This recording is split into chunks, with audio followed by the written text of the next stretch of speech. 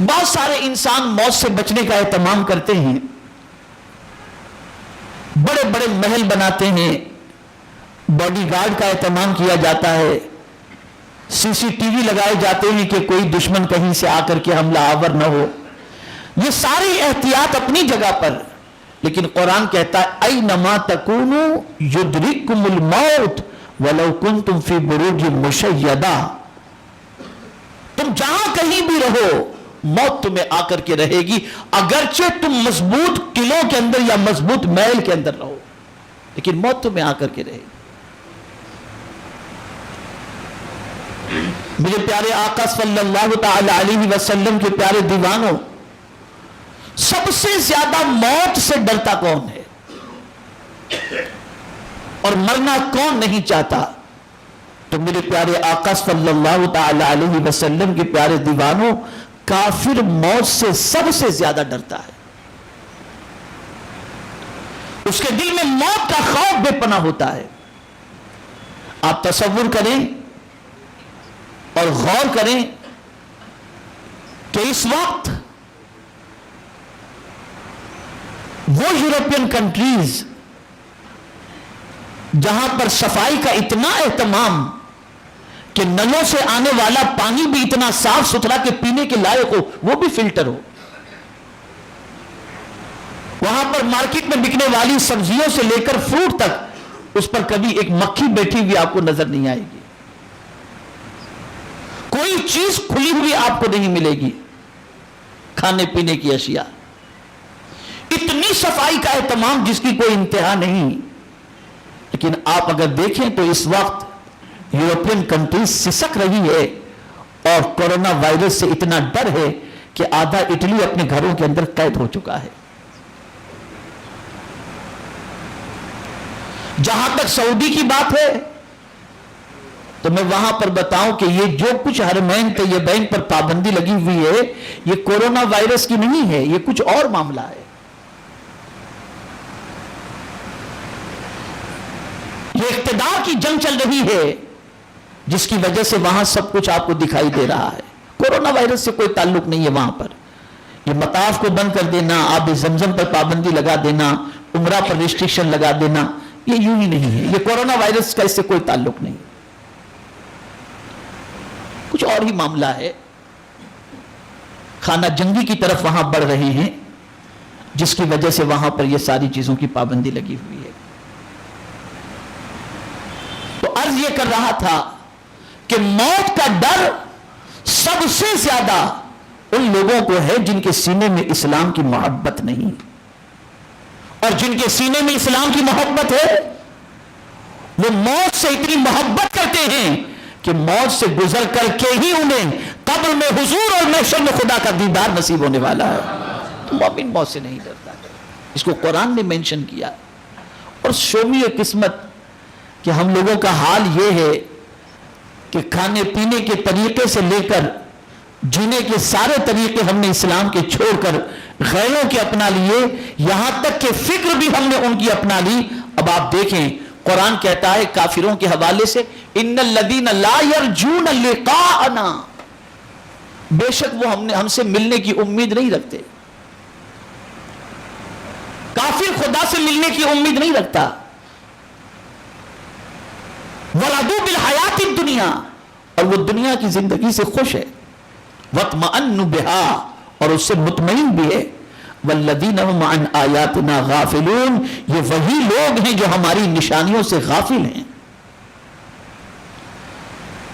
تو کافر کی یہ سوچ ہے کہ دنیا کے اندر مزے کرو، یہ دنیا چھوٹنی نہ چاہے، یہ چھوٹ نہ جائے، اور اسی دنیا کے اندر راضی رہنا دنیا کی زندگی سے اور مطمئن رہنا. لیکن قرآن نے مومن کی آرزو کیا بتائی؟ قرآن نے کہا فمن کان یرجو لقاء ربہ، اور وہ لوگ جو اپنے رب سے ملنے کی امید رکھتے ہیں فلیعمل عملا صالحا، ان کو چاہیے کہ وہ نیک عمل کریں. پتا چلا جو نیک عمل کرتا ہے وہ اپنے مولا سے ملنے کی امید رکھتا ہے، امید رکھتا ہے.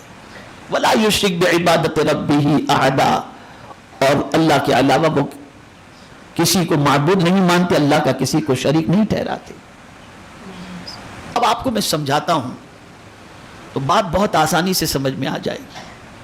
موت کا ڈر کیوں ہوتا ہے؟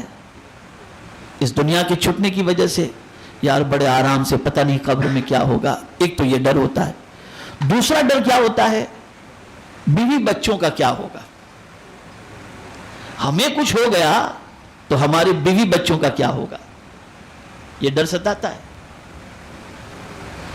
میں ہی ان کا کمانے والا ہوں، میں ہی ان کی دیکھ بھال کرنے والا ہوں، پتہ نہیں میری بیوی کا کیا ہو، بچوں کا کیا ہو، بچیوں کا کیا ہو، توجہ چاہوں گا۔ یہ موت کی وجہ سے آدمی ڈرتا ہے۔ اور ایک ڈر یہ ہوتی ہے کہ یہ میٹھی دنیا ہاتھوں سے چھوٹ نہ جائے اور پتہ نہیں قبر میں کب تک پڑے رہیں گے اور کیا انجام ہوگا۔ ایک سوال پوچھتا ہوں، کربلا میں امام حسین رضی اللہ المولا تبارک و تعالی عنہ جب تشریف لے گئے تھے، اور جب مرد جتنے خیمے حسین کے اندر تھے وہ جام شہادت نوش کر چکے، اور کربلا میں امام حسین کے ساتھ ان کی بیوی بھی تھی، ان کی بیٹی بھی تھی، ان کی بہن بھی تھی، اور کئی پردہ نشی خواتین موجود تھیں، اور میدان کربلا کے اندر دشمنوں نے مردوں کو شہید کر دیا تھا، یہاں تک کہ حضرت علی اکبر بھی شہید ہو گئے، حضرت قاسم بھی شہید ہو گئے، حضرت حر بھی شہید ہو گئے۔ اب بچے کون تھے؟ حضرت امام زین العابدین بچے تھے جو ننھے سے تھے اور بیمار تھے، اور امام حسین۔ ظالم اس طریقے سے پوری تیاری کے اندر تھا کہ کسی بھی صورت میں امام حسین رضی اللہ تعالیٰ عنہ کو چھوڑنے کے لیے تیار نہیں، اور طے شدہ بات تھی کہ اگر امام علی مقام علی جدہ علیہ الصلوۃ والسلام یزیدیوں کی بات کو نہیں سنتے تو امام حسین کو وہ شہید کر دیں گے۔ اب ایک سوال میں آپ سے پوچھتا ہوں، ایسی سچویشن میں امام حسین کو اپنی بیوی بچی اور بہن کا خیال نہیں تھا کہ مجھے کچھ ہو گیا تو میری بیوی بچیوں کا کیا ہوگا؟ جو ظالم میرے ساتھ ایسا سلوک اور میری اولاد کے ساتھ ایسا سلوک کر رہے ہیں وہ بعد میں میری بیوی اور بچیوں کے ساتھ کیا سلوک کریں گے؟ یہ ڈر نہیں تھا؟ نلغے میں تھے نا دشمن کے، لیکن قربان جائیے امام کا عقیدہ تھا اگر خدا بچانا چاہے تو کوئی مار نہیں سکتا، اور وہ مارنا چاہے تو کوئی بچا نہیں سکتا۔ اور جہاں تک بیوی بچوں کا معاملہ ہے تو ہم قریب رہ کر کے بھی ان کا کچھ نہیں کر سکتے، اور مولا چاہے تو اپنی بندیوں کی حفاظت اپنی شان کے مطابق جس طرح چاہے وہ کر لے۔ اور امام حسین موت سے کیوں نہیں ڈرے؟ یزید کے ہاتھ میں ہاتھ دے دیتے جان بچ جاتی، لیکن کب تک؟ ایک وقت تو موت کا آتا اور اس دنیا سے جانا ہوتا، لیکن امام نے پیغام دیا اور درس دیا کہ اے روئے زمین پر بسنے والوں، موت تو برحق ہے لیکن ایسی حالت میں اس دنیا سے جاؤ جو حالت اللہ کو بھی پسند ہو اور اللہ کے رسول کو بھی پسند ہو۔ سجدے کی حالت میں آپ نے جان دی، نہیں ڈرے موت سے امام حسین، نہیں خوف رہا امام حسین کو موت کا۔ تو وجہ یہ تھی کہ موت کی تیاری تھی ان کے پاس، اعمال ان کے اچھے تھے۔ اور میرے پیارے آقا صلی اللہ تعالی علیہ وسلم کے پیارے دیوانوں، ہماری دنیا کی محبت اور اعمال کے خراب ہونے کی وجہ سے ہمارے دل کے اندر موت کا ڈر بیٹھا ہوا ہے، موت کا خوف بیٹھا ہوا ہے، موت کے تصور سے ہم کام جاتے ہیں۔ اور بہت سارے تو ایسے ہیں کہ اگر میت کو غسل دینا ہو تو ڈرتے ہیں کہ کہیں یہ زندہ نہ ہو جائے اور میں نہ مر جاؤں، اتنا ڈر موت سے لگتا ہے۔ تذکرے موت سے گھبراتے ہیں کہ کہیں بات کرتے کرتے ہماری موت نہ ہو جائے۔ تو اے رسول اعظم صلی اللہ تعالی علیہ وسلم کے دیوانوں، یاد رکھیں موت کا وقت اللہ نے مقرر فرما دیا ہے، نہ اس سے پہلے موت آئے گی نہ اس کے ایک منٹ بعد میں موت آئے گی۔ جب موت لکھی ہے تبھی پروردگار جل جلالہ ہمیں موت عطا فرمائے گا۔ تو میرے پیارے آقا صلی اللہ تعالی علیہ وسلم کے پیارے دیوانوں، ہزار جتن ہم کر لیں، ہزار پریکوشن ہم لے لیں، ہزار اہتمام ہم کر لیں، لیکن موت کا جو وقت ہے اس وقت پر موت آ کر کے ہی رہے گی۔ امام جلال الدین سیوطی رحمت اللہ تعالی علیہ نے بڑی پیاری بات فرمائی ہے، اور یہ میں سمجھتا ہوں کہ آپ دل و دماغ کے اندر محفوظ کر لیں گے تو بہت بہتر بھی ہوگا، اور آپ کی تفہیم کے لیے اور سمجھنے کے لیے یہ بات بہت بہتر ہے۔ ارشاد فرماتے ہیں کہ انسان پر 4 دور گزرتے ہیں، 4 مرحلے۔ 4 مرحلوں سے انسان گزرے گا، 4 ادوار سے انسان گزرے گا۔ پہلا دور انسان کا ماں کا پیٹ۔ انسان کے لیے پہلا دور ہے ماں کا پیٹ۔ وہ ماں کے پیٹ میں رہتا ہے اور وہیں اس کی پرورش ہوتی رہتی ہے، اور پھر جب مولا چاہتا ہے وہ بندہ اس دنیا میں قدم رکھتا ہے، لیکن آنا نہیں چاہتا اس پیٹ سے، ماں کے بچہ باہر آنا نہیں چاہتا، بڑی مشکل سے وہ دنیا میں آتا ہے، بڑی مشکل سے، اور آتے ہی دنیا کے اندر رونا دھونا شروع کر دیتا ہے، اور کچھ دن یہ دنیا کو دیکھتا ہے، تب اسے خیال ہوتا ہے کہ وہ ماں کے پیٹ سے یہ دنیا بہتر ہے، کتنی وسیع ہے یہ دنیا، کتنی بڑی ہے یہ دنیا۔ اب اس بچے سے کہا جائے کہ تجھے دوبارہ تیری ماں کے شکم میں ڈال دینا، وہ نہیں جانا ہے مجھے، پھر وہ نہیں جائے گا۔ تو پہلے ماں کے پیٹ میں تھا تو ماں کے شکم کی دنیا کو وہ سب سے بڑی دنیا تصور کرتا تھا، اور وہاں سے نکلنے کی تمنا اس کو نہیں تھی، اور سوچتا تھا کہ یہی دنیا میرے لیے بہت بہتر ہے، نہ کچھ محنت کرنی نہ کچھ کرنا ہے، خود بخود ہمیں غذا مل جاتی ہے، ہم اپنی ماں کے پیٹ میں آرام سے ہیں۔ اور جیسے ہی دنیا میں آیا رویا دھویا، لیکن پھر دنیا کی رنگینیوں کو دیکھا، دنیا کی میٹھی چیزوں کو دیکھا، دنیا کے عجیب و غریب حالات کو دیکھا، تو اسے یہ چیز اچھی لگی، کہا اس سے تو یہ اچھی ہے۔ اب دنیا میں جتنی زندگی اس کی تھی وہ زندگی وہ گزار رہا ہے، اب جب موت کا وقت آتا ہے تو وہ جانا نہیں چاہتا کہ پیاری دنیا میرے ہاتھوں سے چھوٹ جائے گی، اور قبر میں اتنی چھوٹی سی کوٹھڑی کے اندر رہ کر کے میں کیا کروں گا، پتہ نہیں وہاں کیا ہو، لیکن موت آ کر کے ہی رہتی ہے، اور بندہ پھر اس دنیا سے نکل کر قبر کے اندر چلا جاتا ہے۔ یہ قبر میں جانا، یہ تھرڈ اس کا، پہلا ماں کے پیٹ میں، دوسرا دنیا میں، 2 مرحلے ہوئے، اب تیسرا مرحلہ ہوتا ہے اس کے لیے قبر کا۔ اب جب قبر میں پہنچتا ہے تو مومن کے لیے حد نگاہ تک جنت کشادہ کر دی جاتی ہے۔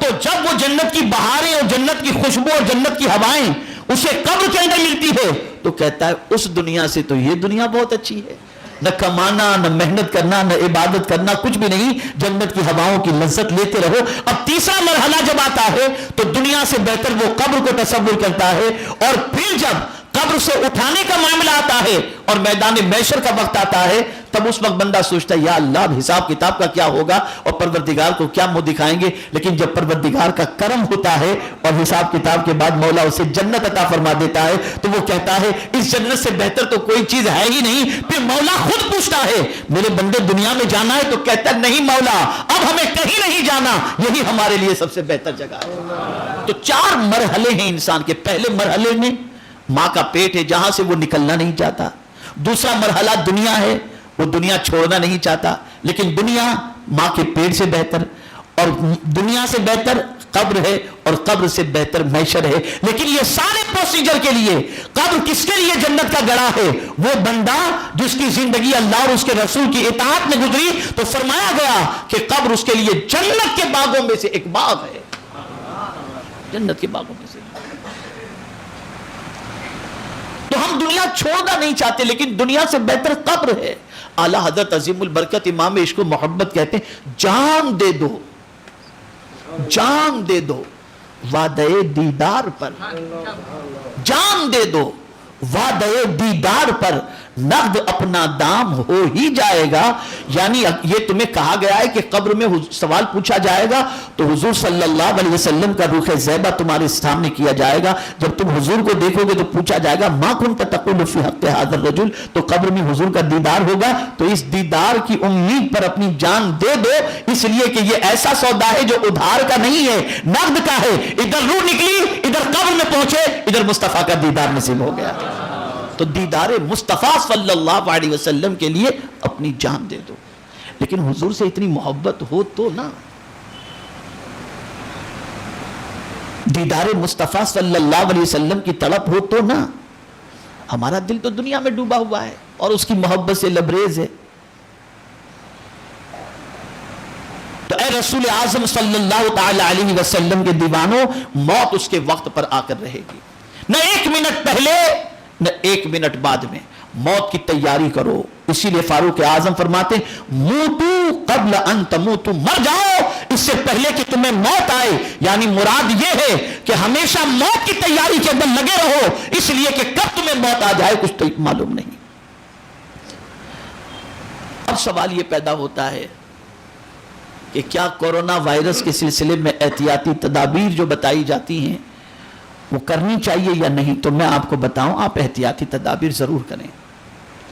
انشاءاللہ کل ایک کلپ آ جائے گی جس کے اندر ایک اچھی خاصی وضاحت، خاص طور پر ایک حدیث شریف سے متعلق لوگوں میں کنفیوژن ہے کہ رسول اعظم صلی اللہ تعالی علیہ وسلم فرماتے ہیں کہ کوئی مرض متعدی نہیں ہوتا، یعنی ایک سے دوسرے کو نہیں لگتا. تو یہ کورونا وائرس کا معاملہ تو یہ ہے کہ ہاتھ ملاؤ تو ایک کو ہے تو دوسرے کو لگ گیا، تو اس کا کیا معاملہ ہے؟ تو الحمدللہ 5-6 روز پہلے میں مبارک پور بھی گیا تھا، تو وہاں حضرت علامہ سراج الفقہا مفتی نظام الدین صاحب قبلہ سے میری اس حدیث شریف کے سلسلے میں ان کے گھر پر بات ہوئی. انہوں نے اس کی بڑی اچھی وضاحت کی، تو میں نے ان سے گزارش کی کہ حضرت اس کی ایک کلپ بن جانی چاہیے تاکہ لوگوں تک اس کی اطلاع اچھی طریقے سے پہنچ سکے اور لوگوں کا کنفیوژن دور ہو. تو ہم انشاءاللہ آج کوشش کریں گے وہ کلپ بنانے کی، اور کل تک اللہ نے چاہا تو انشاءاللہ وہ کلپ وائرل ہو جائے گی. لیکن یہاں مجھے جو چیز بتانی ہے خاص طور پر اسے آپ ذہن میں رکھیں. 1000 صفائی کا اہتمام یورپین کنٹریز میں ہونے کے باوجود بھی قدرت نے چاہا اس مرض کے اندر گرفتار کرنا تو دنیا کی کوئی طاقت نہیں بچا سکی، نہیں بچا سکی. تو کیا ہم ایسے ہی گندے پڑے رہے؟ نہیں. صفائی تو آدھا عمل نہیں ہے. صفائی اس کو سمجھ لیجئے. ہم سمجھتے ہیں صاف رہنا عمل نہیں، صاف رہنا عمل نہیں ہے، آدھا ایمان ہے، آدھا ایمان ہے. ہمارے محلوں میں جو بیماریاں ہیں اور رات 2 بجے تک کلینک جو کھلی رہتی ہیں، یہ کسی غیر مسلم علاقے میں 2 بجے تک کلینک آپ کو نہیں کھلی ملے گی، اور مسلم محلوں میں 12-1 بجے تک کلینک کھلی رہتی ہے اور 2-2 قدم پر کلینک ہوتی ہے، ہر جگہ پیشنٹ ہوتے. وجہ کیا ہے؟ بیماریاں کیوں ہیں؟ تو اس کی سب سے بڑی وجہ یہ کہ گندگی اور پاکیزگی آدھا ایمان ہے، آدھا ایمان. اس پر پھر کبھی میں انشاءاللہ گفتگو کروں گا. تو عرض یہ کر رہا تھا کہ میرے پیارے آقا صلی اللہ تعالی علیہ وسلم کے پیارے دیوانوں، ابھی میرا خیال ہے جب تک 5 دن پہلے نہیں 1 ہفتے پہلے ایک گجراتی نیوز پیپر کی کٹنگ میرے پاس آئی، اور اس کٹنگ کے اندر اخبار کے اندر کسی رپورٹر نے لکھا تھا کہ مسلمان اگر 5 وقت کی نماز کا پابند ہو تو اسے کورونا وائرس ہو ہی نہیں سکتا. اچھا وجہ کیا اس نے بتائی؟ تو آپ دیکھیں اب تم فون کے اوپر بھی رنگ پہلے جو ہے رنگ بجنے سے پہلے آپ کورونا وائرس کے بارے میں بتایا جاتا ہے، ہاتھ بار بار دھویا کرو، ہاتھ بار بار دھویا کرو، ہاتھ بار بار دھویا کرو. قربان جائیے رحمت عالم کی تعلیمات پر کہ میرے آقا صلی اللہ علیہ وسلم نے وضو کے حوالے سے نماز سے پہلے حکم فرمایا. تو ہم دن میں 5 مرتبہ تو اپنا ہاتھ بھی دھوتے ہیں، منہ بھی دھوتے ہیں، کلی بھی کرتے ہیں، ناک بھی صاف کرتے ہیں. اتنی صفائی کا اہتمام. تو وہ غیر مسلم لکھتا ہے کہ مسلمان کو تو کورونا وائرس ہو ہی نہیں سکتا، اس لیے کہ دن میں 5 مرتبہ تو وہ وضو کرتا ہے، وضو کرتا ہے. اور اس کے درمیان کھانے سے پہلے ہاتھ دھونا، استنجے کے لیے گیا تو ہاتھ دھونا، ہر آنکھ لگ گئی تو اٹھنے کے بعد ہاتھ دھونا. بلکہ حضور صلی اللہ علیہ وسلم ارشاد فرماتے ہیں کہ رات کو سو کر کے جب اٹھو تو پہلے اپنے ہاتھ کو دھو لیا کرو. یہ سرکار کی تعلیمات ہے، تعلیمات ہے حضور صلی اللہ علیہ وسلم. لیکن کیا کیا جائے ہماری قوم کا؟ سائنس کچھ کہے تو ہماری قوم صحیح سمجھتی ہے، اور جب بات حضور کی طرف منسوب کر کے کہی جائے تو اسے کمزور سمجھ کر کے سائڈ پہ کر دیتی ہے. مسلمانوں دنیا 1000 ترقی کر لے لیکن بات وہی چلے گی جو مصطفیٰ جان رحمت نے فرمایا، وہی چلے گی. اسی پر آنا ہے دنیا کو اور اسی کو تسلیم کرنا ہے پیغمبر رحمت صلی اللہ علیہ وسلم کی تعلیمات کو. اور یہاں ایک اور بات عرض کر کے میں اپنی گفتگو کو ختم کرتا ہوں. اللہ جب کسی کو مارنا چاہتا ہے تو اسے فوج کی ضرورت نہیں ہے. جس کیڑے مکوڑے کو اور جس مچھر کو ہم حقیر سمجھتے ہیں اسی میں اتنی طاقت پیدا کر دیتا ہے کہ بڑے سے بڑے طاقتور کو یہ مچھر مار ڈالتا ہے. یہ اس کی شان ہے. ایسے وائرس جو نظر نہیں آتے سوائے دوربین کے، سوائے مائکروسکوپ کے، آپ ان جراثیم کو دیکھ نہیں سکتے، لیکن وہ اتنے طاقتور کہ اس کے ایک سے دوسرے تک منتقل ہوئے کہ آدمی موت کی تیاری میں لگ گیا. علاج ڈھونڈا جا رہا ہے، علاج ڈھونڈا جا رہا ہے. اور اس پر بھی انشاءاللہ کل میری گفتگو ہے. موت کے علاوہ ہر بیماری کا علاج بخاری شریف کی روشنی میں کل انشاءاللہ مرکز پر میں بتاؤں گا. انشاءاللہ موت کے علاوہ کوئی بھی بیماری ہو بخاری شریف میں آقا کریم صلی اللہ علیہ وسلم نے اس کا علاج بتایا ہے، مسلم شریف میں اس کا علاج بتایا ہے. کل انشاءاللہ مرکز اسماعیل حبیب مسجد میں وہ علاج میں بتاؤں گا انشاءاللہ. اب سوال یہ پیدا ہوتا ہے یہ وائرس پھیلتے کیوں ہیں؟ یہ بیماری میں آپ کو بتاؤں، آپ شاید نہ جانتے ہو، ہر 100 سال کے اندر اس قسم کی بیماری آتی ہے۔ 1720 کے اندر پلیگ، 1820 میں کولیرا، 1920 کے اندر اسپینش فلو، اور 2020 کے اندر یہ چائنیز کورونا وائرس۔ ہر 100 سال میں جب انسان گناہوں کے اندر اور اللہ کی نافرمانی میں شدت اختیار کرتا ہے تو پروردگار جراثیم کے ذریعے اس طریقے کی بیماریاں مسلط کر دیتا ہے کہ جس سے بچنے کے لیے انسان افراتفری کے ماحول کا شکار ہو جاتا ہے۔ یہ قدرت کا نظام ہے۔ تو میرے پیارے آقا صلی اللہ تعالی علیہ وسلم کے پیارے دیوانوں، صفائی کا بھرپور خیال رکھیں اور موت کی تیاری میں رہیں۔ موت سے ڈرے نہیں، موت کی تیاری میں رہیں، موت کی یاد میں لگے رہیں۔ ایسی حالت میں اللہ کی بارگاہ میں ہم پہنچیں کہ اللہ بھی راضی ہو اور اس کے رسول صلی اللہ علیہ وسلم بھی راضی ہو۔ ہم ہزار موت سے ڈریں یا موت سے فرار اختیار کرنے کی کوشش کریں، لیکن وہ جو ہمارے وقت پر لکھی ہوئی ہے وہ آ کر کے ہی رہے گی۔ دنیا کی کوئی طاقت ہمیں موت سے نہیں بچا سکتی۔ بس ہمیں چاہیے کہ ایسے کام کریں کہ قبر میں حضور کو بھی منہ دکھا سکیں اور محشر میں خدا کو بھی منہ دکھا سکیں۔ اس طرف ہماری توجہ ہونی چاہیے، پریکوشن جتنا لینا ہے وہ لینا چاہیے۔ اور ایک بات اور عرض کر دوں کہ مسجد بند کی جا رہی ہے کورونا وائرس کے ڈر سے۔ میں کل عشاء کی نماز مرکز پر ادا کیا تو میں ادا کر کے تھوڑی دیر مسجد کے بارے میں غور کرتا رہا کہ ہمارے یہاں ممبئی میں بھی ایک مسجد بند ہو گئی، 5 وقت کی نماز، جمعہ کی نماز سب بند کورونا وائرس کی وجہ سے۔ تو میں نے کہا کیا مسجد بند کر دینا چاہیے؟ تو میرے ذہن میں ایک حدیث شریف آئی، آقا کریم صلی اللہ علیہ وسلم نے مسجد کے حوالے سے فرمایا کہ مسجد روئے زمین کی جنت ہے۔ تو جنت میں تو کوئی بیماری ہوتی نہیں ہے، جنت میں تو کوئی بیماری ہوتی نہیں ہے۔ تو مسجد دار الشفا ہے، مسجد کے اندر اللہ عز و جل کی رحمتوں کا نزول ہوتا ہے۔